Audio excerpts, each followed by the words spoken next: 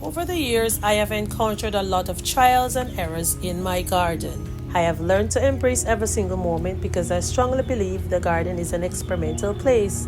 There are some things that I have adopted and try to do them on a regular basis to ensure I have a productive garden. Today I am sharing with you some of the things I do to maintain my garden. So our garden normally requires regular care and maintenance, and without that proper maintenance, the plants can deteriorate and the garden can be in a dilapidated state. So cleaning up your garden on a regular basis can prevent disease from spreading on your plants because we'll be able to detect them from early.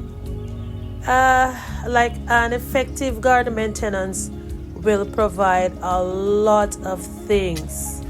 I mean, there are endless possibilities when it comes to effective maintenance. So today I will be doing a few things as I stated. Right here, I am just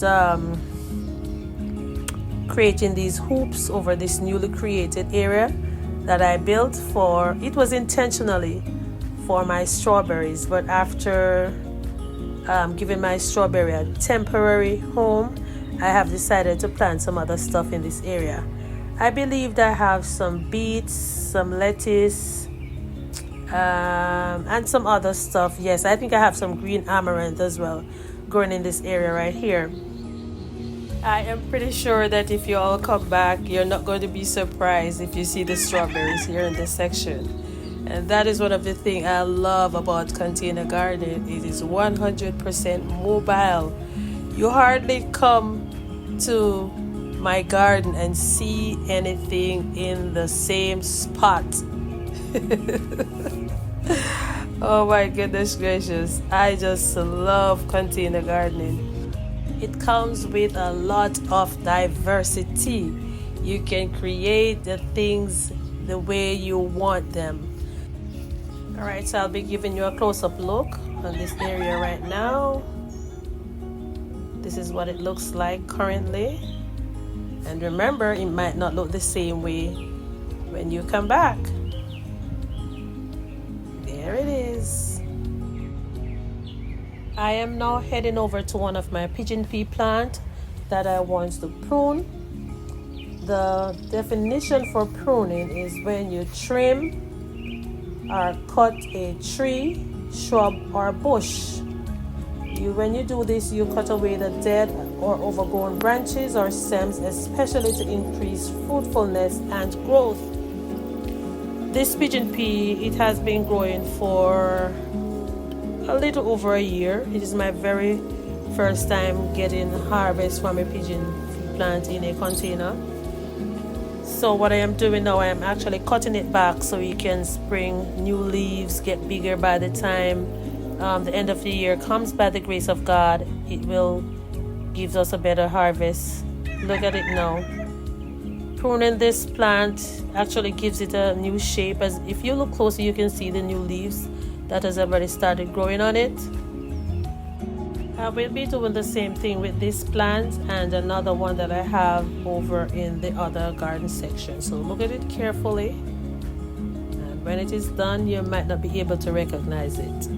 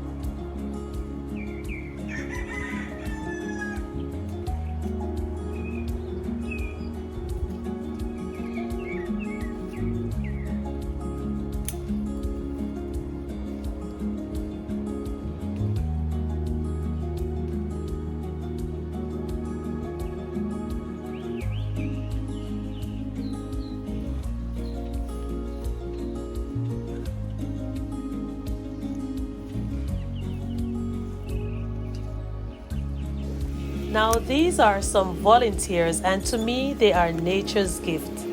They can be as a result of seeds being dropped by birds or annuals and perennials that grew in your garden previously.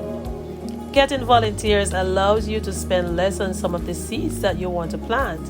I recently got 62 volunteer pepper seedlings from my compost.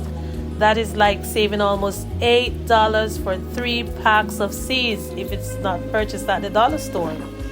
So even though these volunteer cucumber seedlings are nature's gift to me, they were actually coming up in a place where I didn't want them. So I am transplanting them in this container where I already have some beans growing. And I have a beautiful trellis that I built. Oh yes. And I think they are going to do absolutely fine in this area because it gets a lot of sunlight in the afternoons. So I am just anticipating harvesting a lot of cucumbers from this area.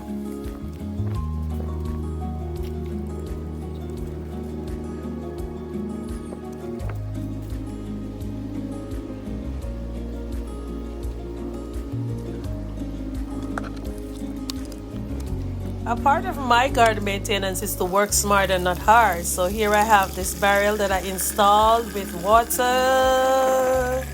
Oh gosh, so I can actually water these plants whenever I am in this area.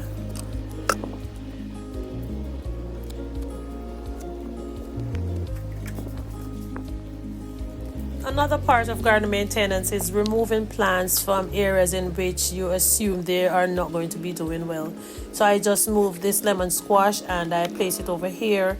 Then I will be taking out the tomato plant to put it in the place where the squash came from because that area actually is getting a lot more sunlight. It is my very first time growing the lemon squash, so I mean I can afford losing 1 or 2 because I think I have about 6 other plants in another area.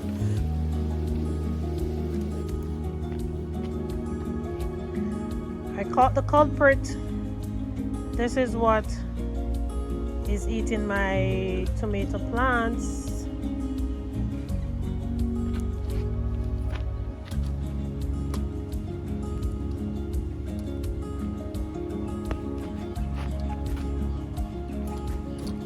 That's one of them at least.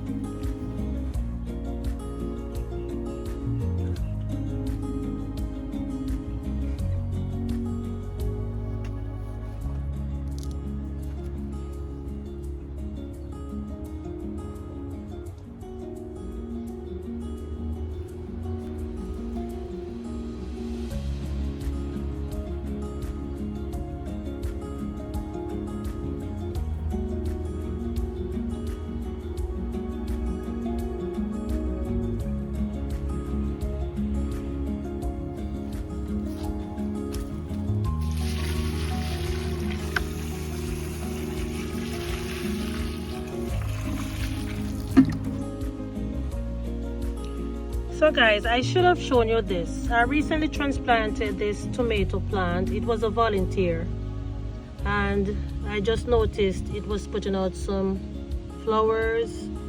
Whenever you see the flowers, it's an indication that it's about to give fruit.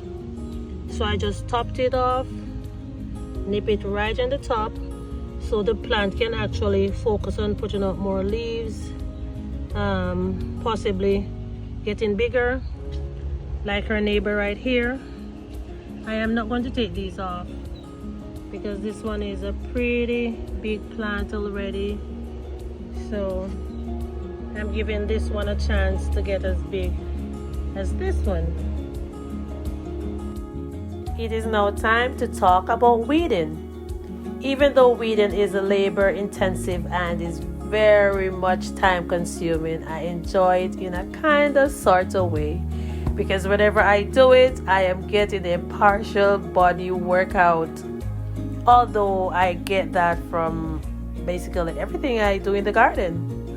So anyways, weeding gives us the opportunity to pull up unwanted plants that can compromise the space of your plants need to grow and even choke them.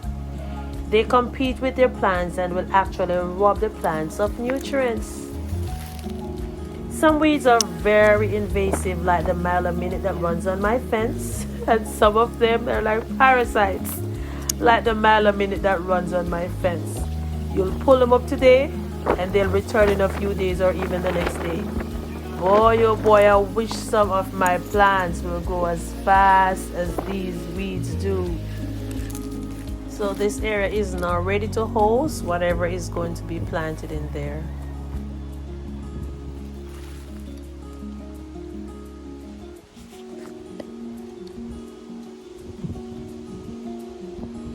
It is now time to talk about staking.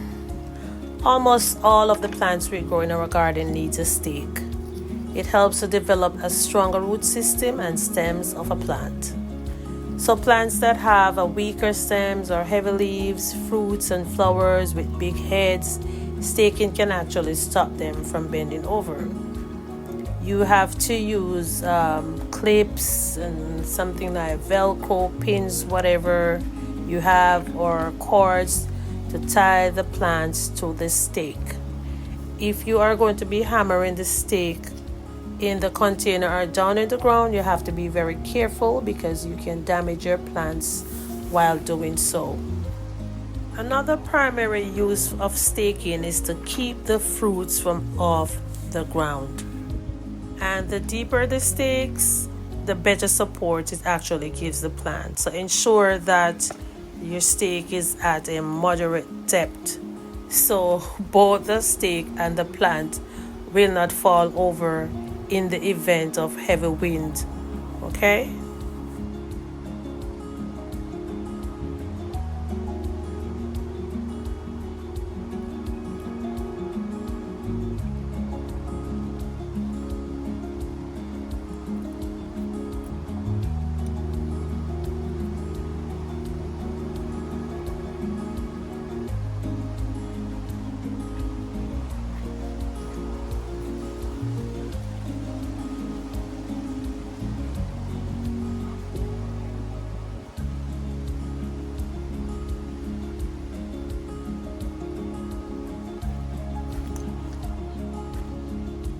So I'll be doing a little weeding here, and you all heard the weeding story already. It's the same old, same old, same old. Even though the grass here, it was a little bit stubborn, I had to get my little trowel to dig out the roots of it.